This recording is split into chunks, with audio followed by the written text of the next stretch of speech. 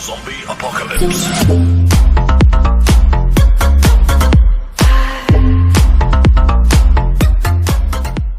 Buen día, bienvenidos a mi canal de YouTube. Yo soy el profesor José Guaranca y estamos para hacer este video tutorial acerca de lo que es el tema de la presión hidrostática, ¿no? Ya ingresando al capítulo de hidrostática, tenemos justamente que manejar este primer concepto. Todos creo que hemos tenido la experiencia de sumergirnos dentro del agua, en el mar, en la piscina, y hemos sentido ligeras molestias en el oído, ¿no? En la oreja.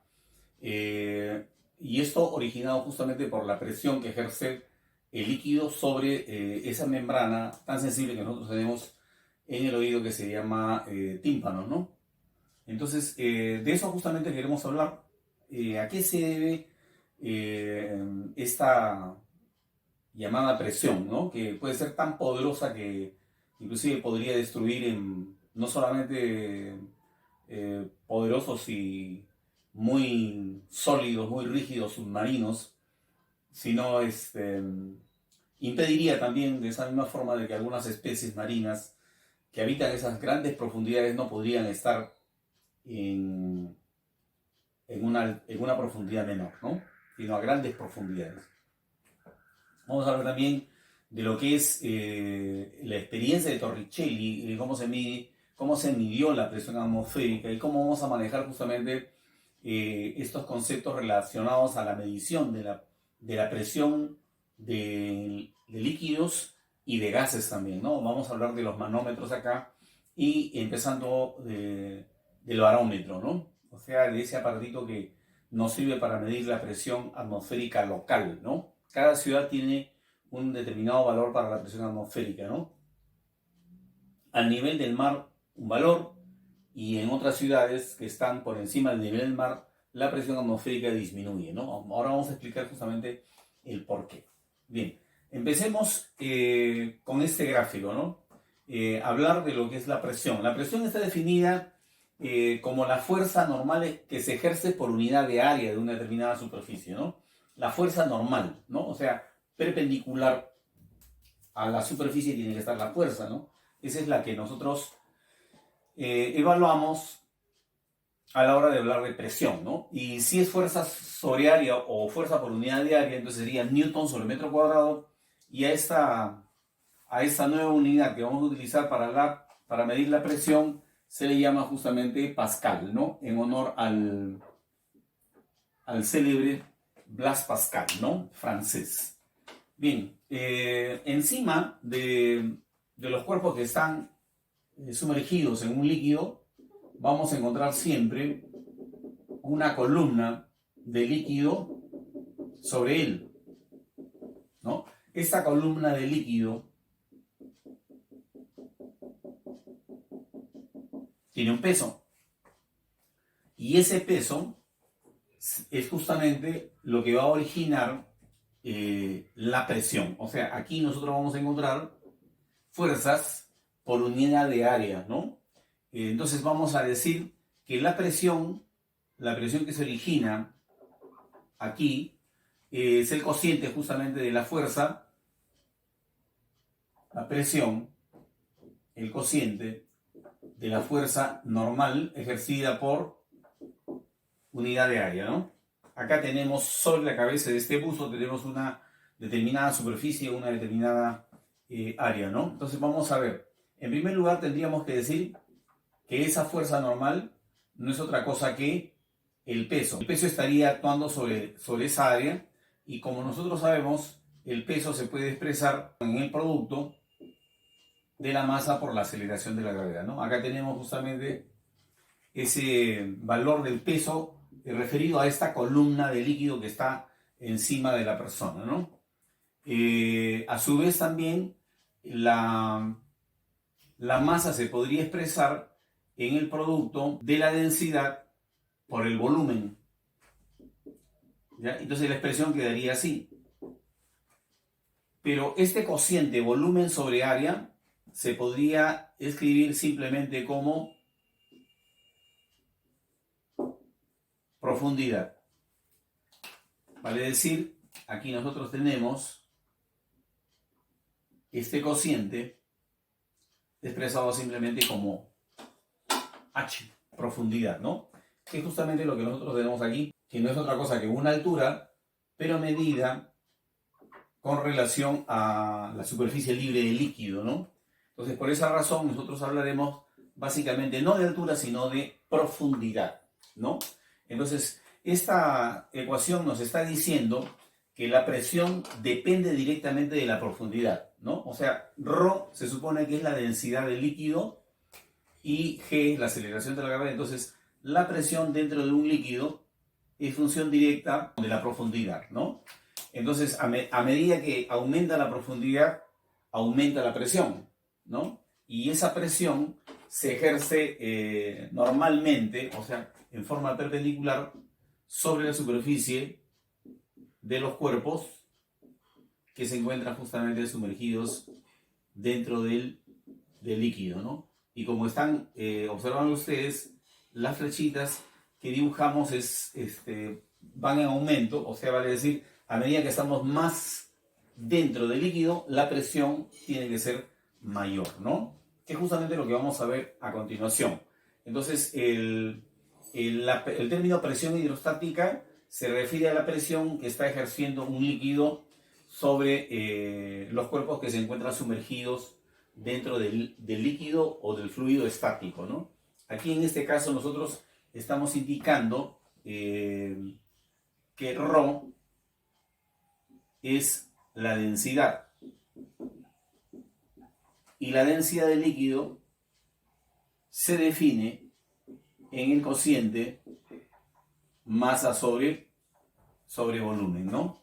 Y a propósito justamente de este cociente V sobre A, ¿no? O sea, al cociente V sobre A nosotros le hemos llamado H, ¿no? ¿En virtud de qué? En virtud justamente de que nosotros entendemos que esta columna de líquido no es otra cosa que un cilindro. Entonces, el cilindro tiene las bases iguales, con la misma área, ¿no? Y entonces, si nosotros hablamos del volumen de este cilindro, tendríamos que decir que es el producto de el área por la altura, ¿no? Y si nosotros hacemos el despeje volumen sobre área, nos estaría dando justamente la altura, ¿no? Entonces, es por esa razón que nosotros hemos puesto acá volumen entre área, altura, ¿no? Altura de esta columna, o sea, en este caso H vendría a representar la altura de esta columna de líquido, que dentro del líquido vendría a ser considerada como una profundidad, ¿no es cierto? La densidad se mide,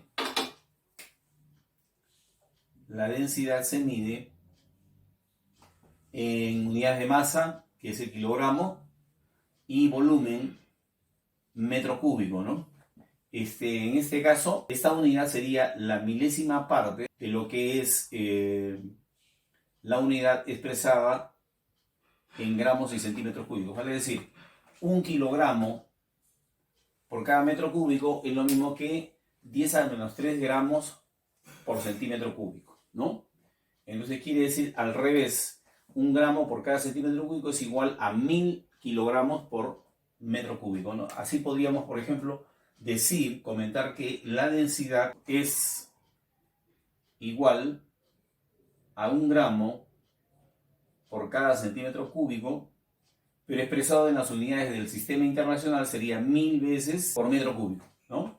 Ese sería para el caso de la densidad. Bien, y pasamos a ver justamente el principio fundamental de la hidrostática. ¿Qué dice?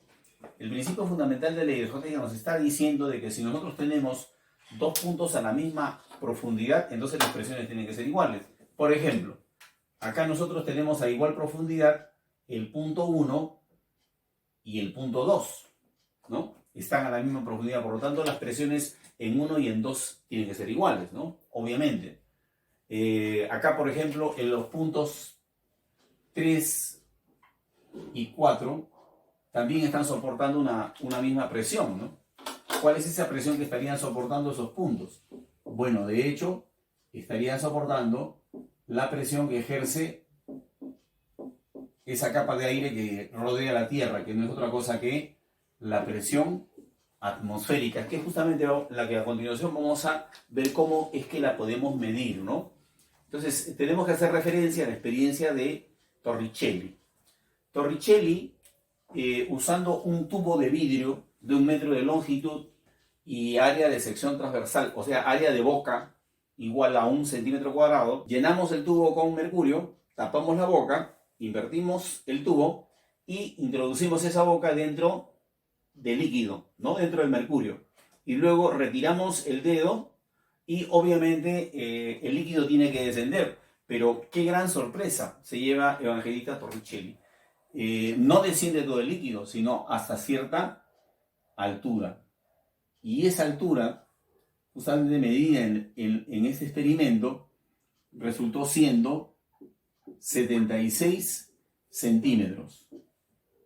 Y entonces vamos a relacionar justamente este hallazgo con lo que nosotros queremos comentar, que es justamente cómo medir la presión de la atmósfera. O sea, desde aquí hasta... O sea, esta partecita que está acá quedó al vacío, ¿no? Cuando el líquido, mercurio, descendió hasta alcanzar esta altura, ¿no? Y entonces, ¿qué cosa es lo que estamos encontrando acá? Acá estamos encontrando algo muy importante, ¿no? Por ejemplo, como lo acabamos de decir hace un rato, si los puntos están dentro del mismo líquido y a la misma altura, entonces los puntos deben estar soportando la misma presión. ¿Por qué deben soportar la misma presión? Porque están a la misma profundidad. O sea, el H es el mismo para uno como para dos, ¿no? Entonces acá tendríamos la posibilidad también de decir lo mismo.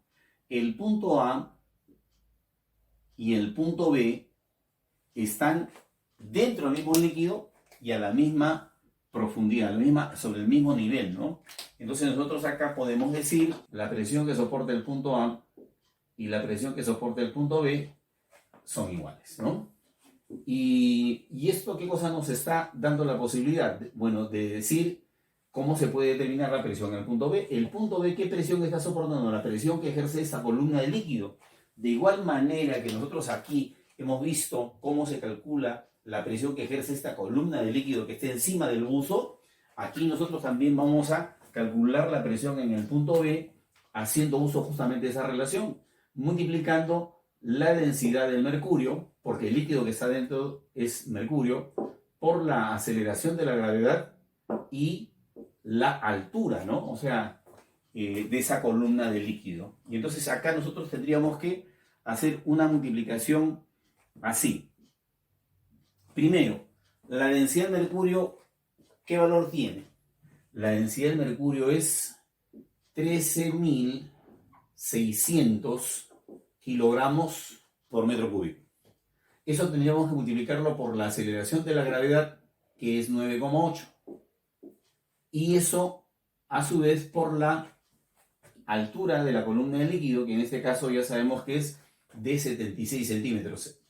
Para expresarlo en metros lo escribiríamos 76 sobre 100. Y a continuación tendríamos que hacer las simplificaciones del caso, ¿no? Por ejemplo, estos dos ceritos de acá se podrían cancelar con estos dos ceros, ¿no? Y luego, haciendo las operaciones, vamos a encontrar que la presión que soporta el punto A, que no es otra cosa que la presión atmosférica, tendría el siguiente valor. Sería 1,013 por 10 a la potencia 5 en unidad de presión, que como ya hemos dicho, la unidad de presión es el pascal, ¿no? Entonces esa vendría a ser la forma de cómo medir la presión de la atmósfera por medio de este experimento, ¿no? Entonces, esto no es otra cosa que, esto también lo podríamos expresar así, ¿no? Lo podríamos expresar como 100 kilopascales. O sea, ¿cuántos ceros tiene el 10 a la 5? 5 ceros, ¿ya? Con 3 ceros se forma 1000, ¿no? La unidad kilo, 1000 pascales, o sea, con 3 ceros, 1000 pascales. Y quedarían 2 ceros más, que sería entonces la forma de expresar el valor de la presión atmosférica, justamente, que vamos a ver a continuación en algunos problemas utilizando este valor, ¿no? Ahora, antes de pasar a resolver un problemita, quisiera hacer un comentario en relación cómo esto nos sirve para medir la presión de un gas o la presión de un líquido, ¿no?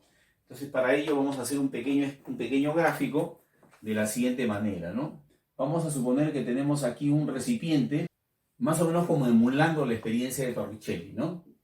Entonces, vamos a suponer que el tubo está cerrado, ¿ya?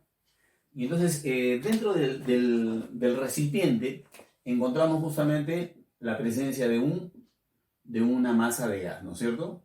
Ahora, dentro de ese tubo, nosotros vamos a colocar un líquido manométrico. Ese líquido manométrico podría ser, nuevamente, como en la experiencia de Torricelli, podría ser el mercurio o podría ser también el agua, ¿no? Entonces, ¿qué cosa es lo que vamos a encontrar acá? Vamos a encontrar, bueno, si aquí está quedando vacío, entonces nosotros vamos a, en ese nivel,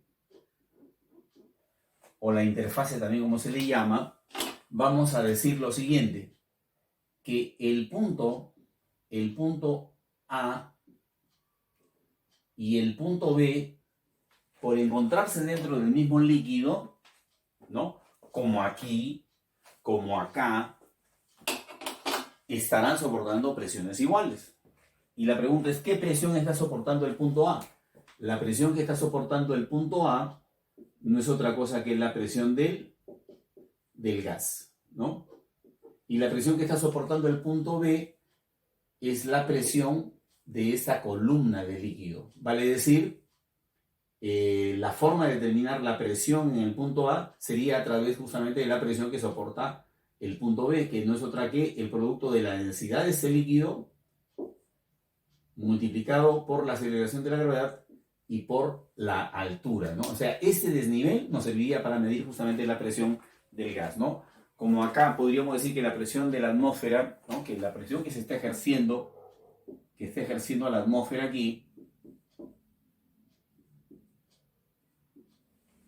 es equivalente a la presión que ejerce una columna de mercurio de 76 centímetros de altura, ¿no? Profesor, ¿cómo sería la experiencia, cómo habría sido la experiencia de Torricelli si en lugar de utilizar el mercurio, como ya lo hemos indicado por acá, hubiera utilizado el agua? Bueno, en ese caso hubiera tenido que utilizarse un tubo.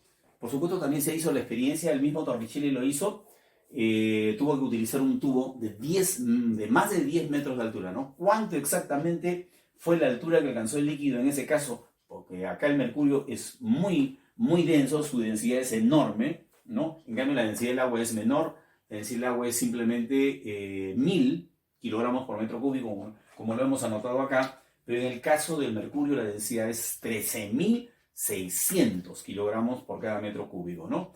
Entonces, esto ha servido para poder ilustrar de qué manera nosotros podemos determinar la presión manométrica, se le llama, ¿no? ¿Por qué manométrica? Porque no estamos considerando la presión de la atmósfera, ¿no? Si este tubo estuviera abierto, entonces la atmósfera estaría interviniendo, entonces la presión del gas estaría dada por una suma, el ρGH, que es la presión de la columna, más la presión de la atmósfera. A esa presión se le llama también absoluta o total, ¿no? Bien, entonces a continuación vamos a ver una aplicación de todo esto, ¿ya? Bien, a continuación vamos a resolver un problema en donde nos están hablando de un elevador hidráulico que tiene un pistón de diámetro igual a 20 centímetros.